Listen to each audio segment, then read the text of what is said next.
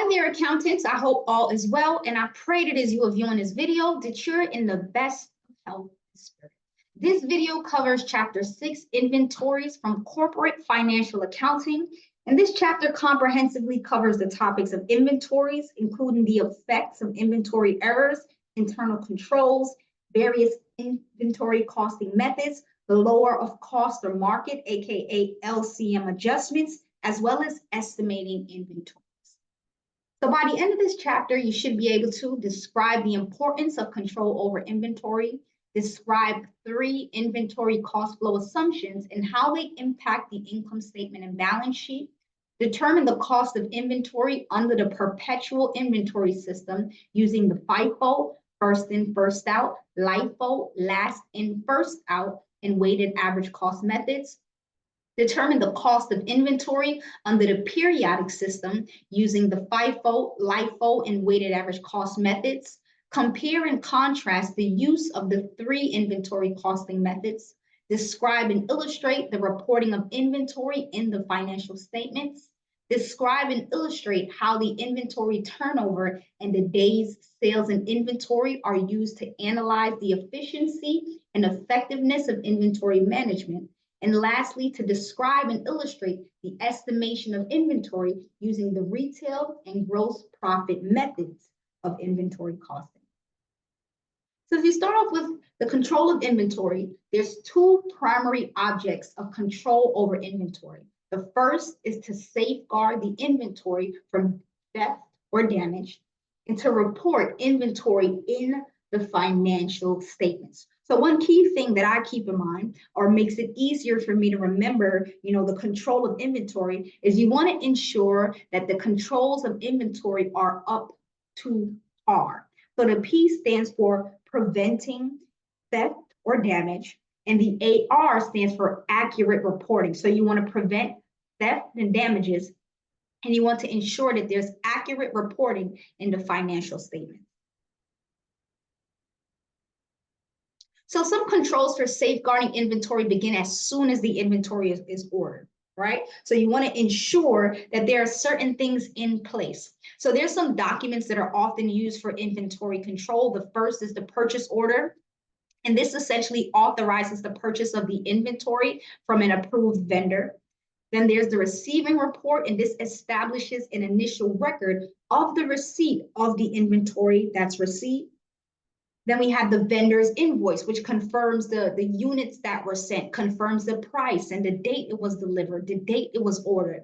Then we have the subsidiary inventory ledger. This provides a record of the amount of inventory available and helps keep inventory quantities at proper levels.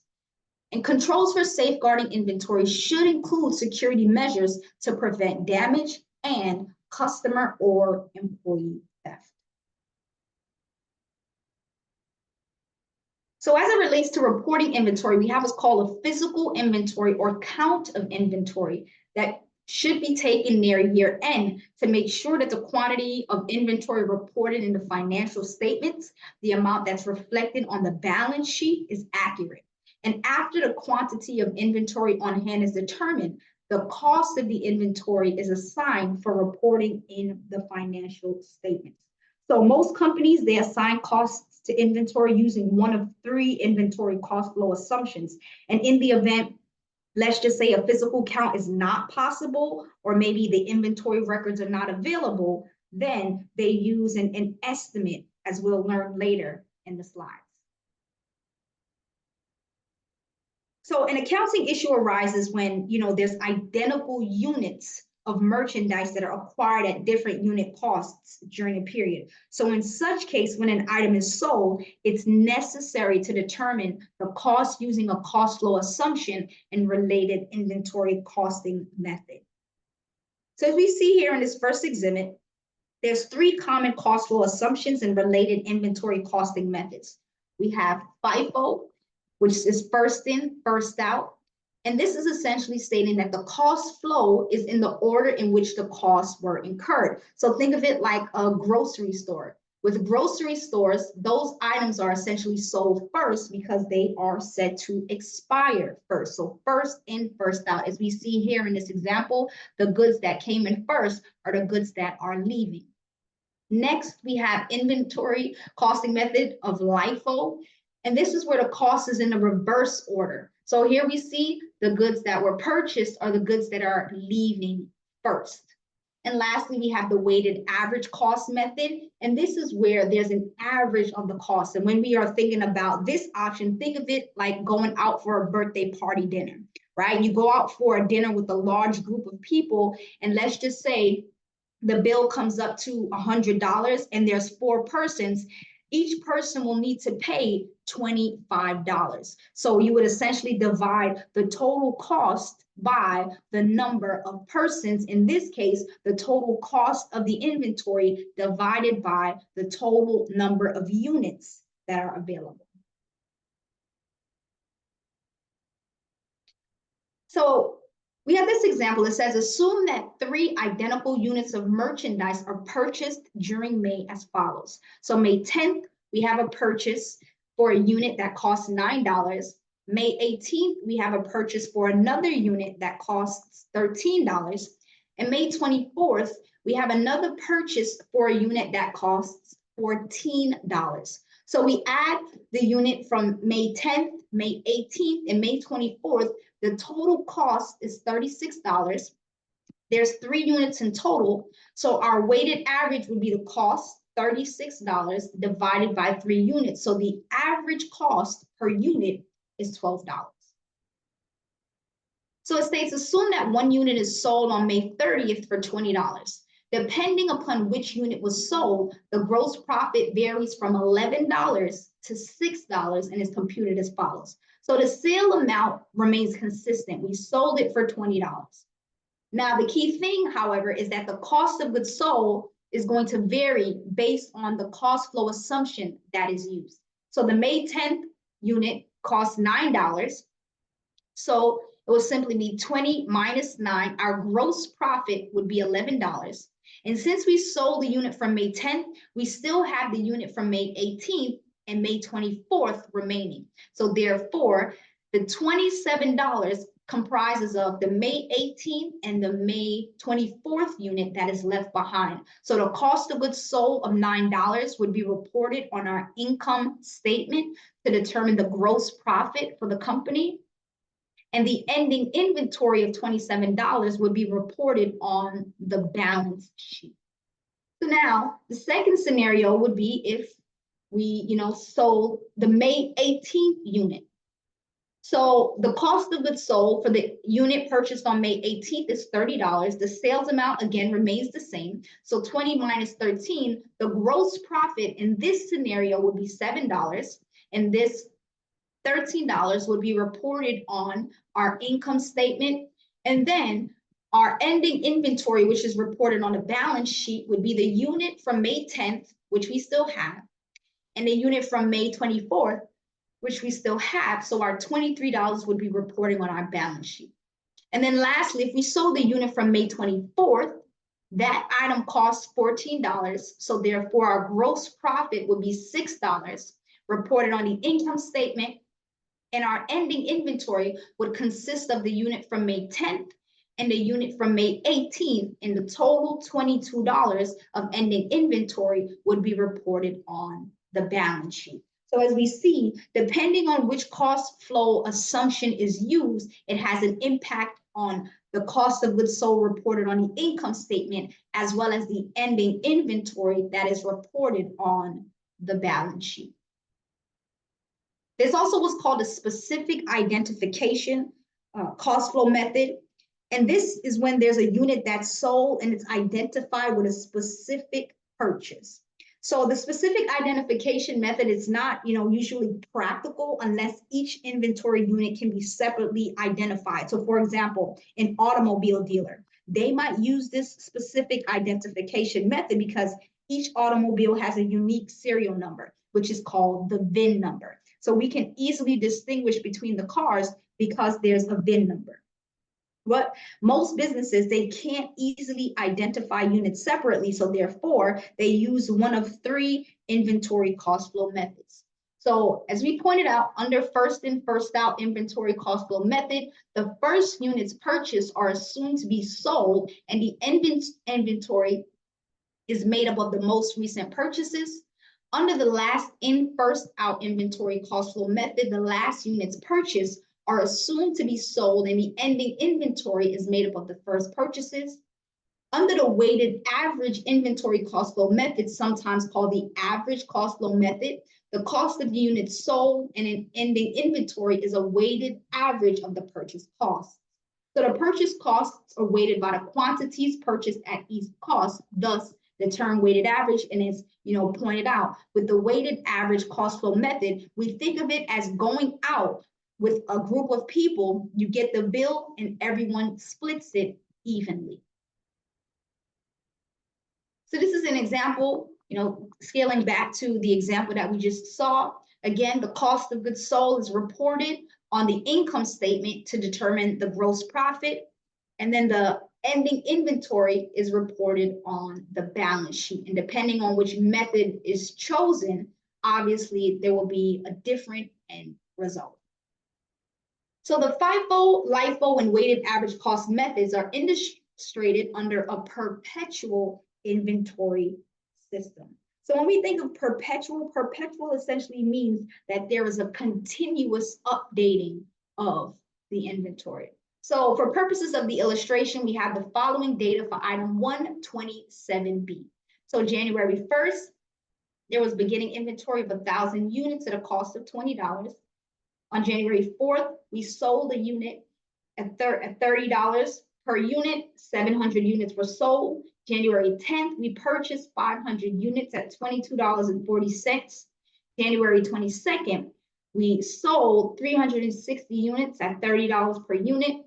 January 28th, we sold 30 units at 240 units. Or sorry, we sold 240 units at $30 per unit. And on January 30th, we purchased 600 units at $23.30. So whenever the FIFO method is used, costs are included in the cost of goods sold in the order in which they were purchased. So this is often the same as the physical flow of goods. Thus, the FIFO method often provides results that are about the same as those that would have been obtained if we use the specific identification. So in this example here, we also consider what the entries would be. So on January 4th, we have accounts receivable because we sold the items. So here we see 700 units, $20 each. Our cost of goods sold is $14,000.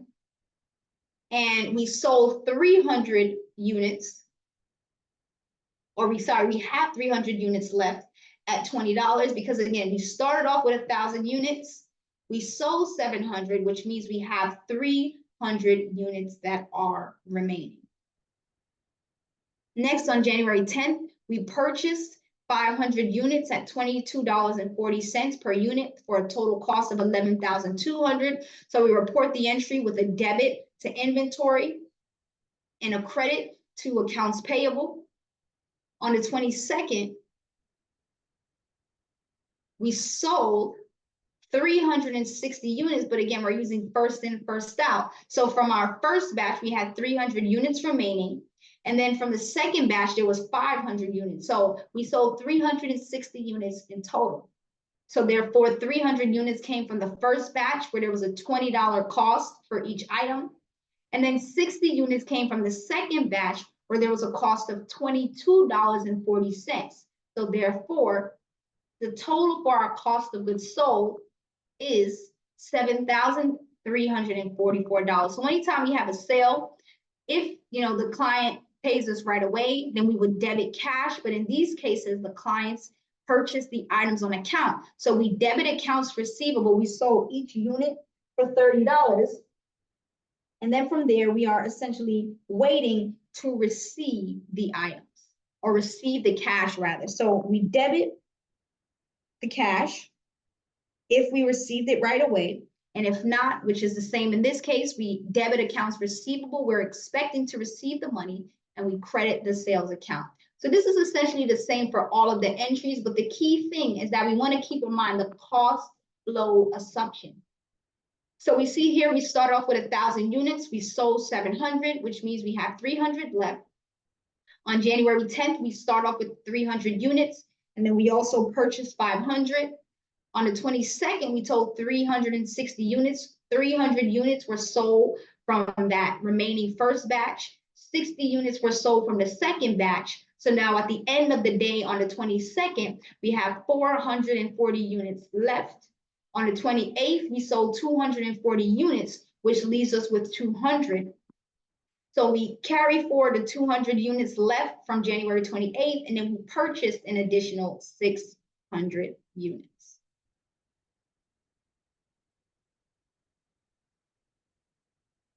So the ending balance on January 31st is $18,460, and the balance is made up of 2 layers of inventory as follows. So the units that we purchased on January 10th, we have 200 units left from that batch.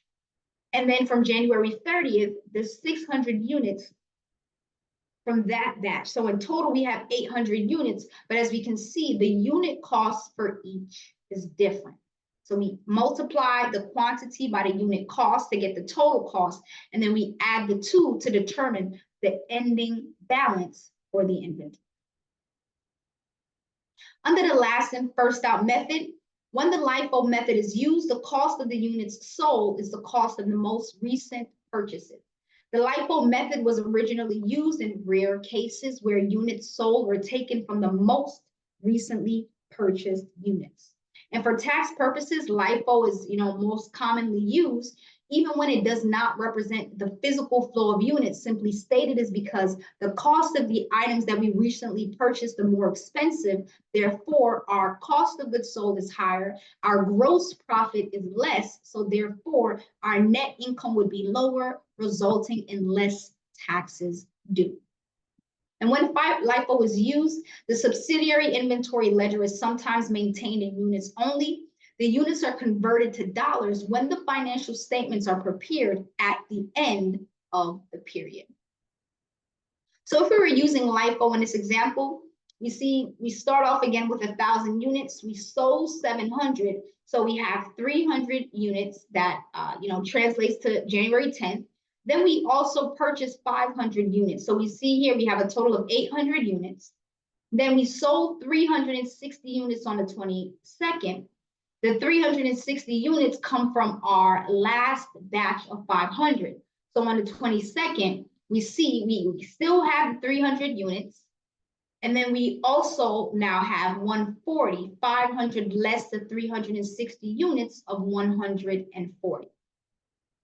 Now on the 28th, we sold 240 units. So we essentially sold 140 units from that most recently purchased batch. And then we need an additional 100 units because we sold 240 in total. So we sell 100 units from the first batch on hand. So that leaves us with 200 units from the first batch plus the 600 units that were most recently purchased.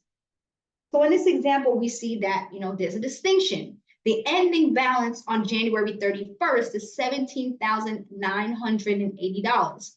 And this balance is made up of the 2 layers as follows. So we have our beginning inventory. We have 200 units left at a cost of $20 each. And then our second layer is from our January 30th batch of $600. So we have 800 units remaining, but obviously the cost of each is different. We have a total cost of $17,980. So next we have the weighted average cost method. So when the weighted average cost method is used in a perpetual inventory system, a weighted average unit cost for each item is computed each time a purchase is made. So this unit cost is used to determine the cost of each sale until another purchase is made, and then a new average is computed. So this cost flow method is often called a moving average.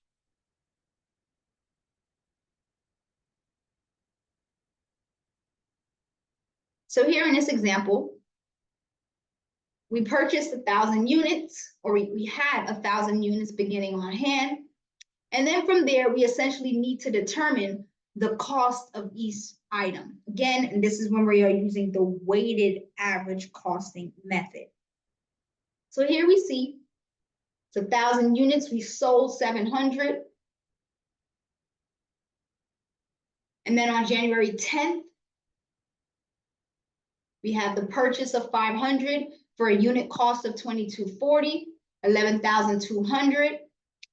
And then on the 30th, we also purchased 600 units for a cost of $23.30. So we see that with each time that we purchase a new set of units, the unit cost shifts. So originally, the cost per unit was $20.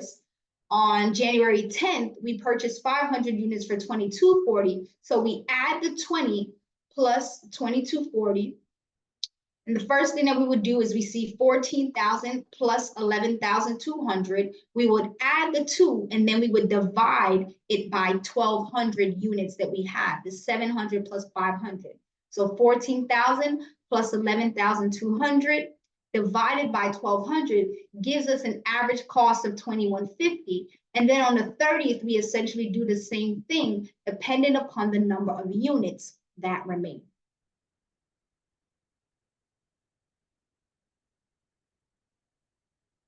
So if we have a perpetual method, and think of it like a Target or a Walmart or stores where there's essentially, a barcode. Every time a unit leaves the place of business, then there's something tracking the fact that the unit is no longer there. The unit was sold. However, think of it like a small mom and pop shop where there's no barcode. You just walk up to the counter and you ask them, hey, how much does this cost? You give them the money. Oftentimes there's no receipt that's given. So businesses like this, they generally use a periodic inventory system.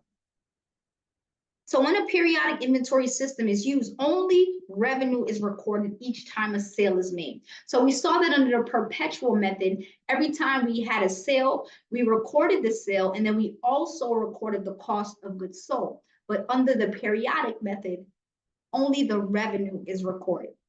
So no entry is made at the time of sale to record the cost of goods sold under the periodic method. However, at the end of the accounting period, there's a physical inventory taken to determine the cost of the inventory and the cost of goods that were sold. So much like the perpetual inventory system, a cost flow assumption must be made whenever identical units are acquired at different costs during a period. So under a periodic system, we also use FIFO, LIFO, or the weighted average cost method. So in this example, to illustrate the use of the FIFO method in a periodic inventory system, we use the same data from item 127B. So the following inventory and purchases of items 127B in January are as follows. We have the beginning inventory of 1,000 units at $20 for a cost of $20,000. We have 500 units purchased on January 10th at $22.40 per unit for a total cost of $11,200. We have a purchase on January 30th of 600 units at $23.30 for a total cost of $13,980. So we have 2,100 units available for sale, and the total cost of these 2,100 units is $45,180. So the physical count on January 31st shows that there are 800 units on hand. So what that simply means is that we have 800 units left. So using the FIFO method, the cost of goods on hand at the end of the period is made up of the most recent costs. So the cost of the 800 units in the ending inventory on January 31st is simply determined as follows. So the most recent cost is from the January 30th purchase. We have 600 units at $23.30. And then the next most recent purchase was January 10th. And again, we have 800 units left. So therefore, 600 units are from that January 30th purchase. And then 200 units are from the January 10th purchase at a cost of $22.46. So here we have our 800 units, and the total cost is $18,460.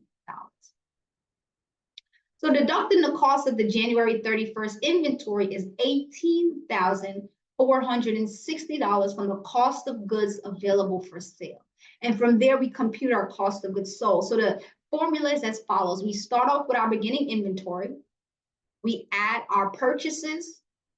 That gives us the total cost of goods available for sale. And from there, we subtract our ending inventory and we calculate our cost of goods sold.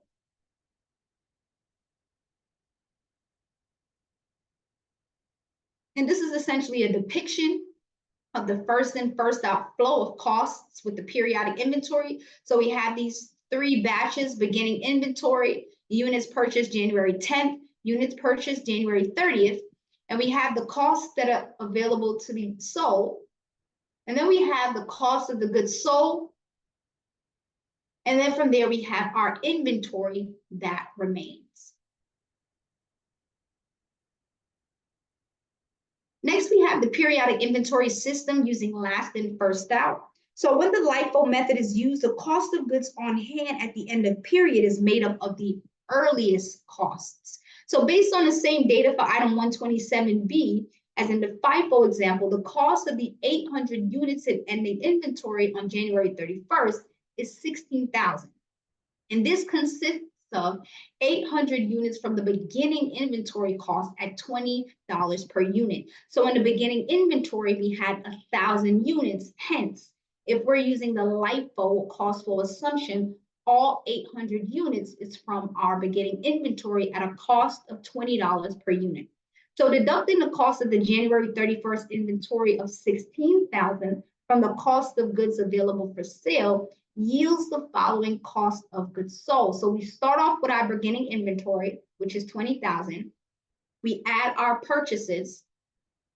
From there, that gives us the cost of goods available for sale. We subtract our ending inventory, and that results in the cost of goods sold.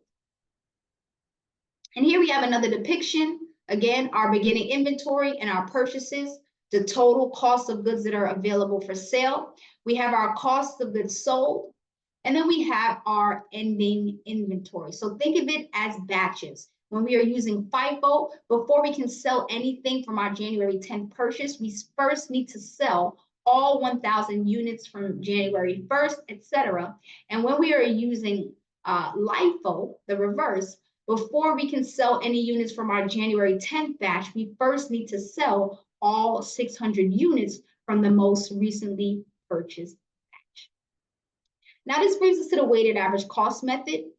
The weighted average cost method uses the weighted average unit cost for determining the cost of goods sold in the ending inventory.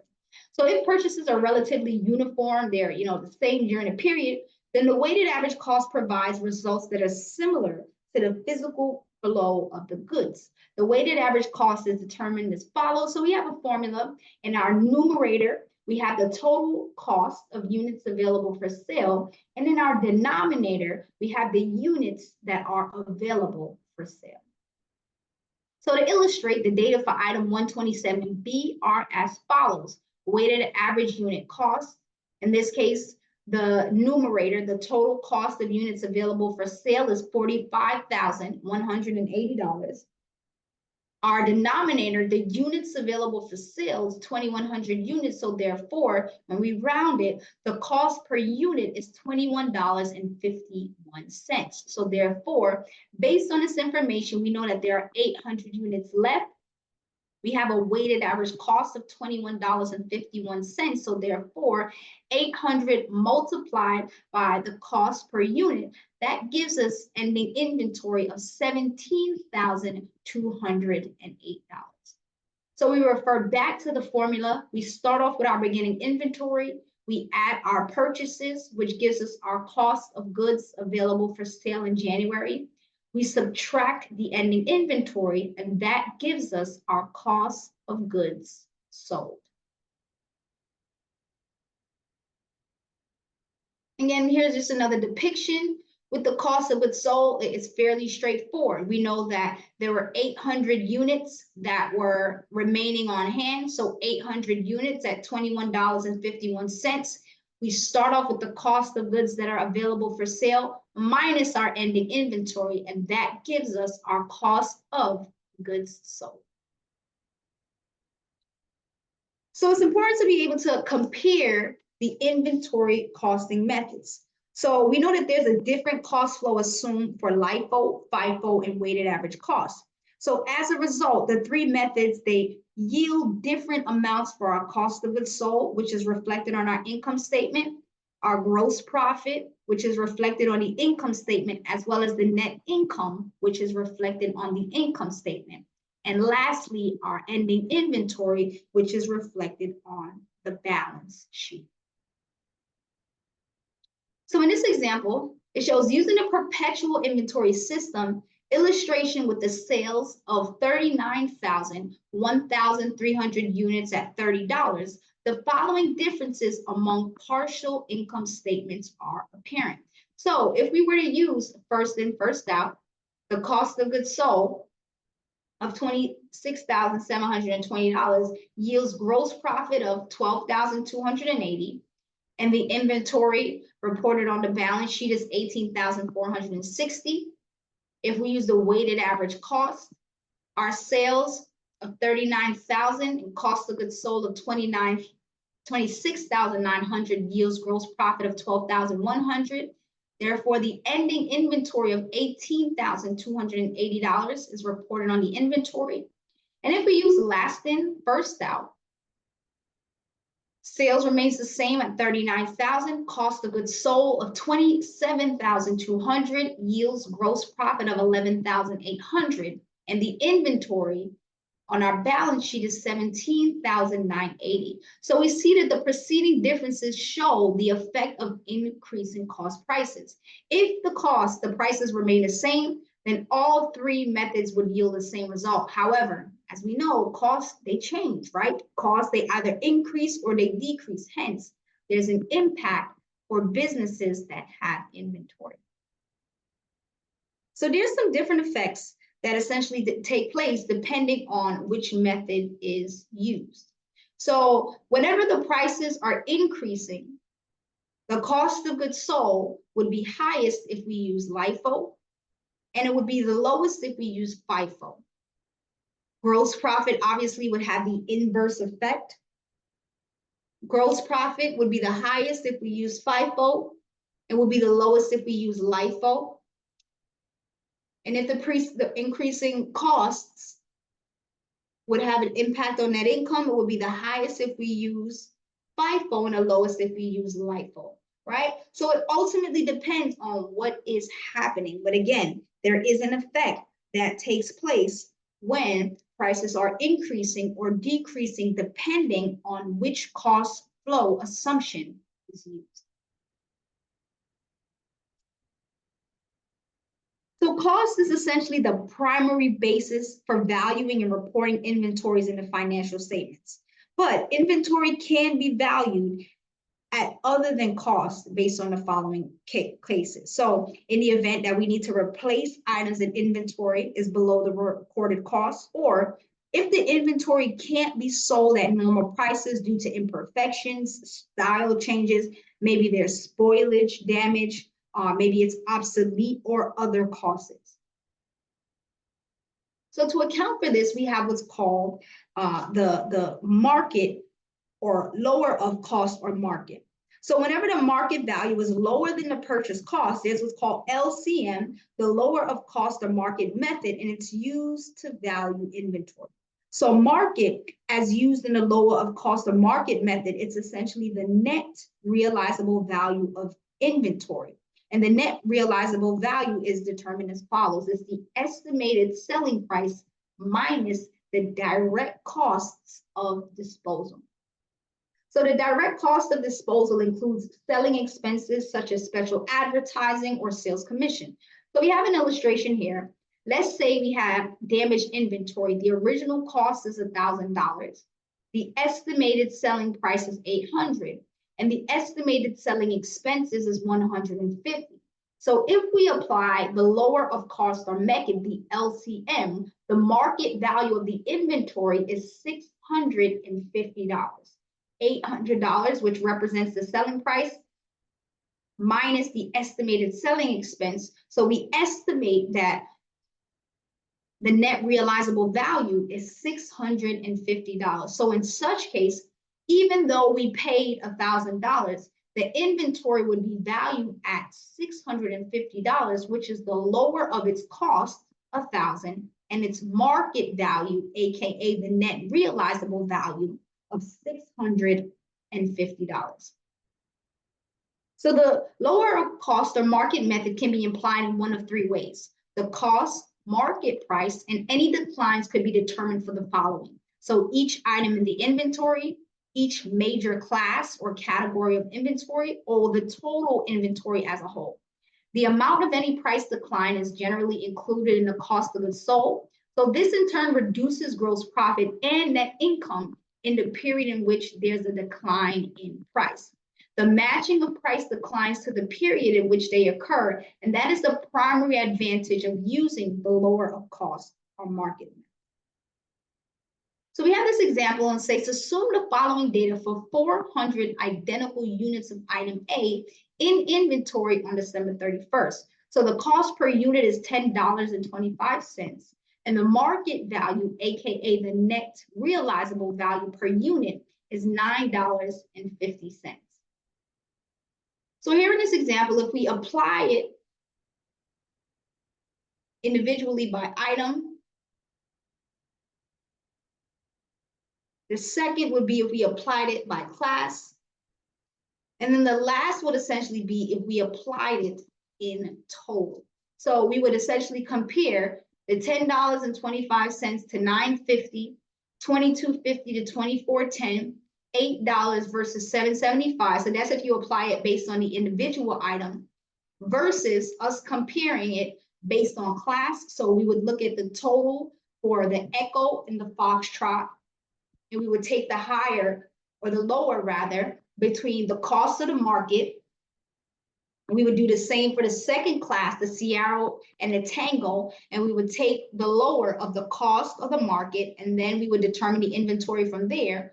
Or in this case, we would apply it in total. So we would get the total for all of the costs versus all of the net realizable value. So it can be done at different levels, and we see that there's a different impact. If we apply it individually by item, it's the lowest. If we apply it by class, it's a step above, and if we apply it in total, then that is the highest. So this is the lower of cost of market. Next, we have inventory on the balance sheet. So inventory is usually reported in the current assets section of the balance sheet.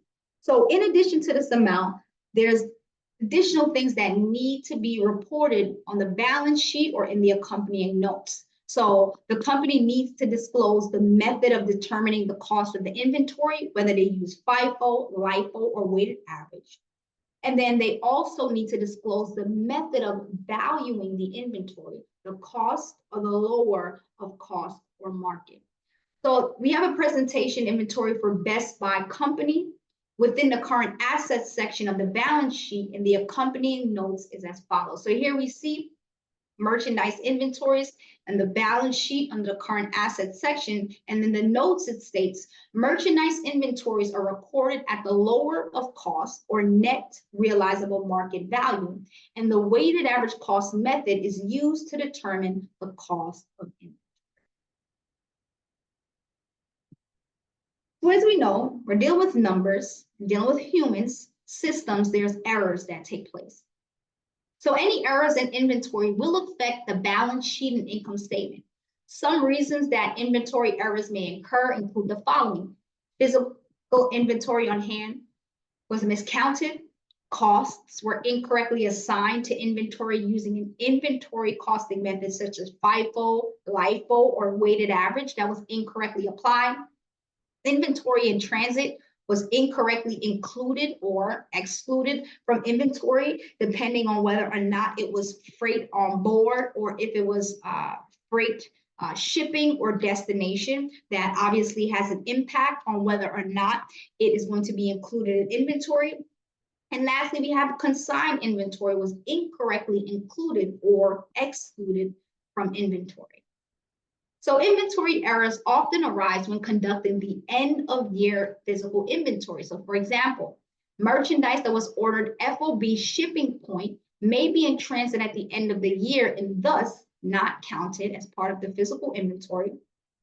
And we know that anytime goods are shipped FOB shipping point, what that means is that as soon as it reaches the vendor that is going to be transporting the item, ownership belongs to the buyer. So therefore, the buyer needs to record it as inventory versus if it is FOB destination, then ownership title does not transfer to the buyer until the goods are actually received. And even though the inventory has not been received, as pointed out, the title to the merchandise passed to the buyer at the time of shipment and should be included in the buyer's physical inventory. And likewise, manufacturers, sometimes they ship merchandise to retailers who act as the manufacturer's selling agent. So the manufacturer is called a consignor, retains title until the goods are actually sold. So such merchandise called consigned inventory is set to be shipped on consignment to the retailer called the consignee.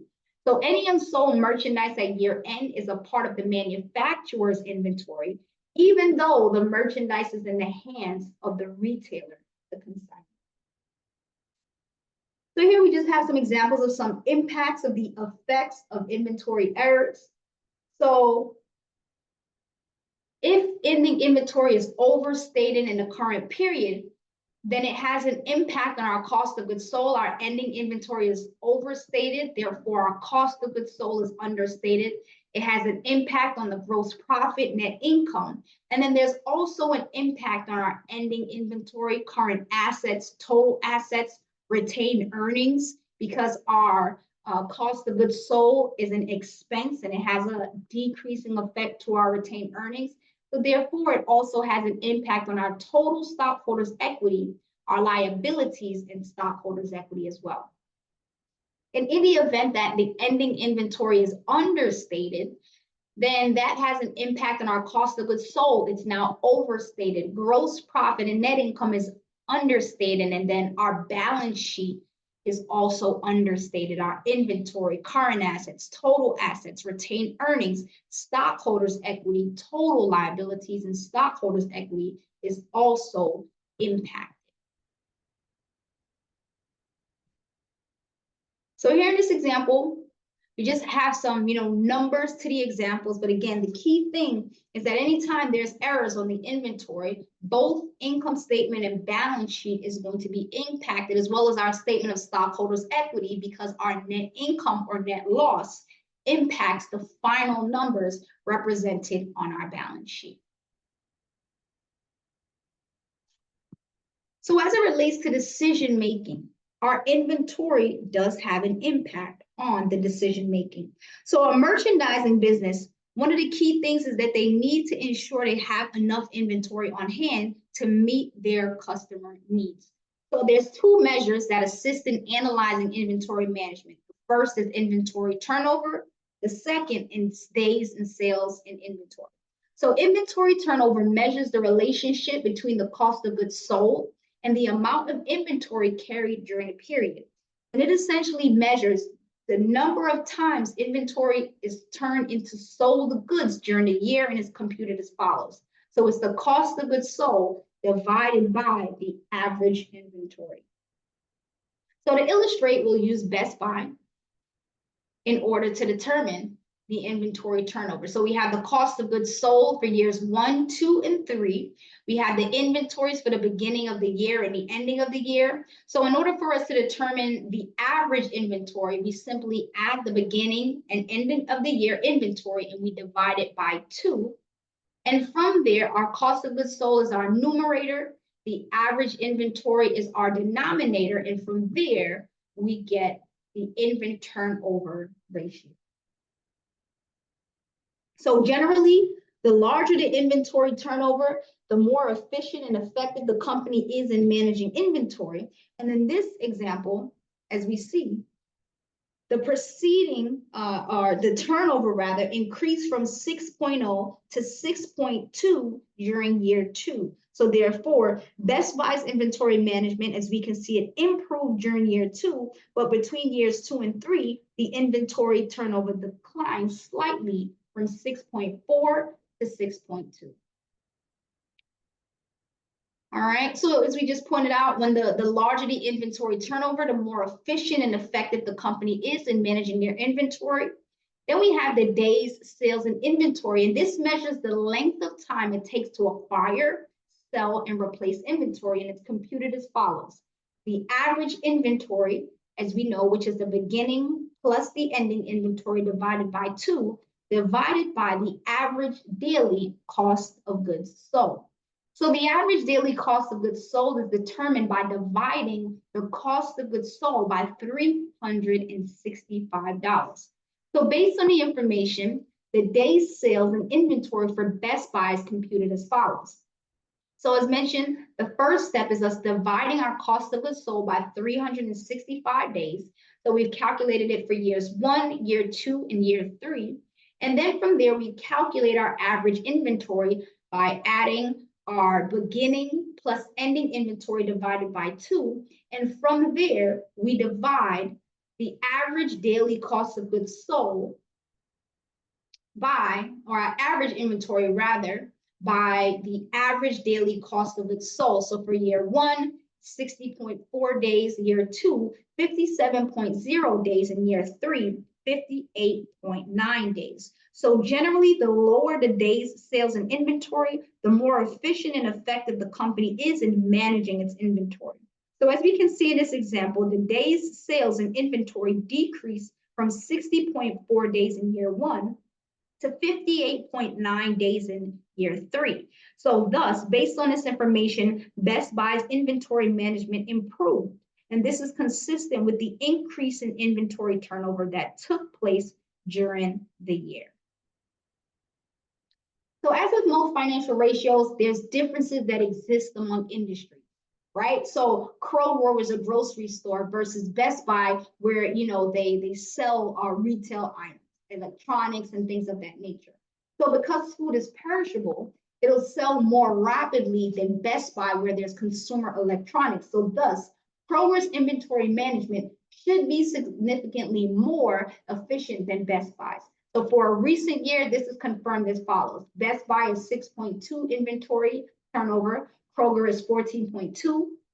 For Best Buy, the days in sale inventory is 58.9 versus Kroger, which is 25.7. So again, just keep in mind, there are differences that exist among industries.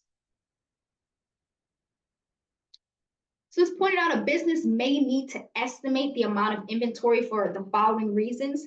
Maybe they don't have, perpetual inventory records. Maybe there was a disaster such as a fire, maybe a flood that has destroyed the inventory, or maybe there's monthly or quarterly financial statements that are needed, but the physical inventory is only taken once per year.